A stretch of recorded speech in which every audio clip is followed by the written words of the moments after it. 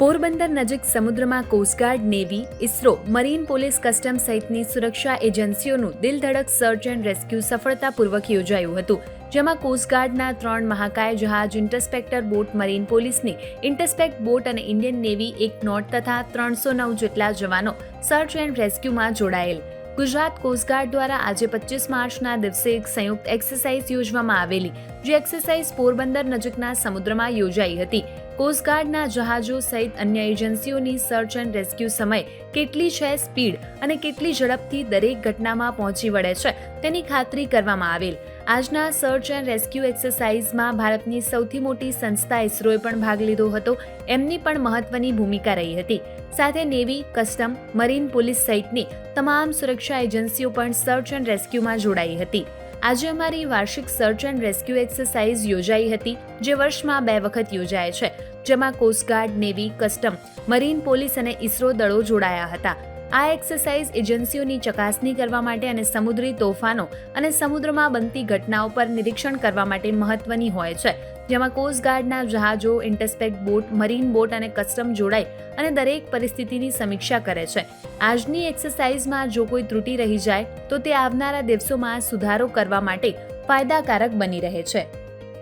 भारतीय तटरक्षक बल देश की प्रमुख समुद्री कानून प्रवर्तन एजेंसी के रूप में कार्य करता है.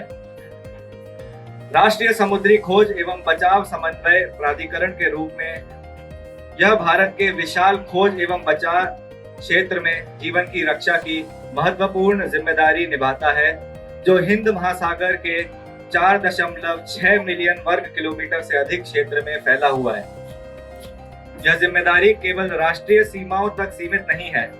भारत का खोज एवं बचाव क्षेत्र अरब सागर, बंगाल की खाड़ी तथा आसपास के अंतर्राष्ट्रीय जल क्षेत्रों के बड़े हिस्से का समाहित करता है, जिसके कारण वैश्विक समुद्री और विमान सम्मेलनों के अंतर्गत भारत पर समुद्र और आकाश में उत्पन्न संकट की स्थिति में त्वरित एवं प्रभावी प्रतिक्रिया देने का अंतर्राष्ट्रीय दायित्व भी है.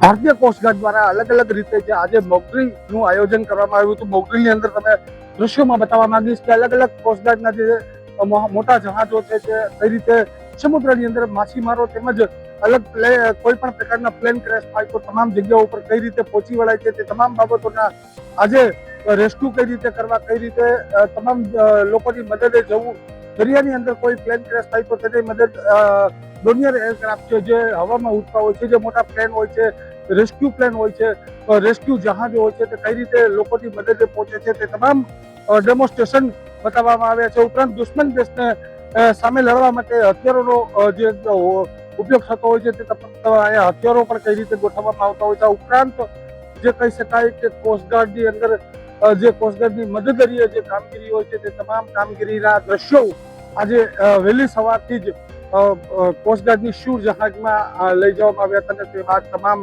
જે રેસ્ક્યુ છે અલગ અલગ પ્રકારે બતાવવામાં આવ્યા હતા. ચેતન ઠકરાર, PNG, પોરબંદર. રોજ નવા અપડેટ્સ જોવા માટે અમારા પેજને ફોલો કરવાનું ભૂલશો નહીં.